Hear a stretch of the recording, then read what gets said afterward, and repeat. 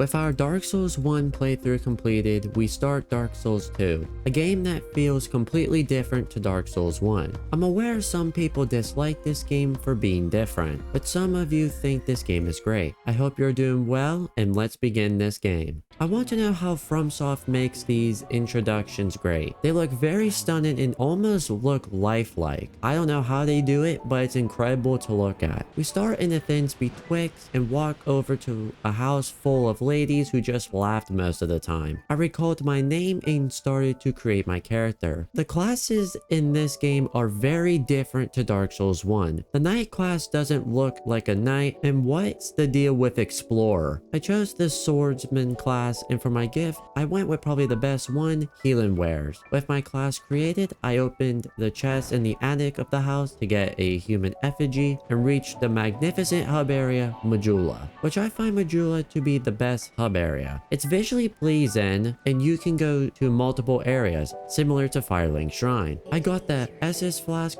or should I say a SS flask. This isn't a good start, as Dark Souls 1, you had 10 flasks when you reached Firelink Shrine, but here you only get a 10th of it. I familiarized myself by going to see the townsfolk. This blacksmith needed some help, and I talked to this cat. We went off to the first area, Hyde's Tower of Flame. I only came here for the bonfire, so I don't have to walk all the way to get here. Also, this game has warping right off the start, which is actually quite nice.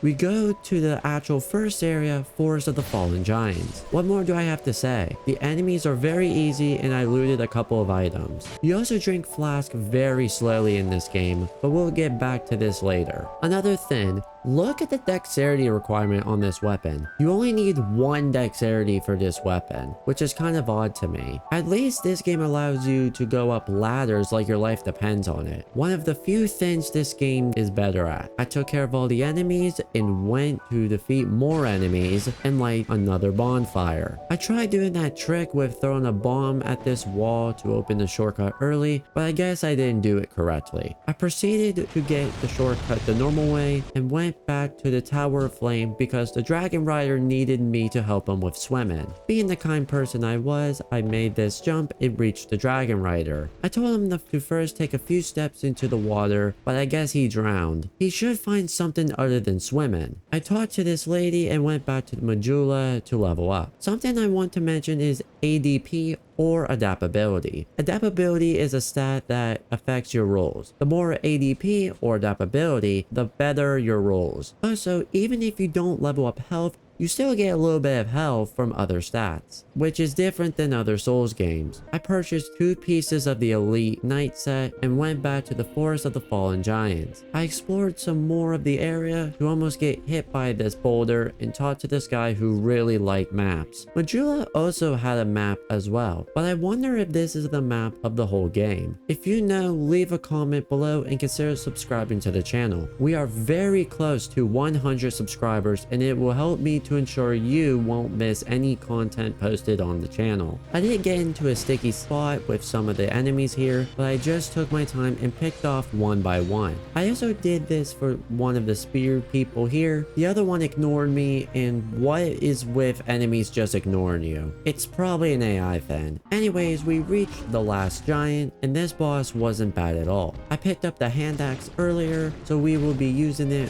for a bit here. I did get hit a few times, but that didn't really matter as he went down without any issues. I purchased the full Elite Knight armor, which looks way better in here than it did in Dark Souls 1, and I made my way to the next boss, the Pursuer. This fight is actually quite fun, as I think it is pretty satisfying to roll through the charge attacks. I wanted to use the ballista, but the Pursuer broke it. I do want to note that the Pursuer's grab attack is an example of a bad hitbox.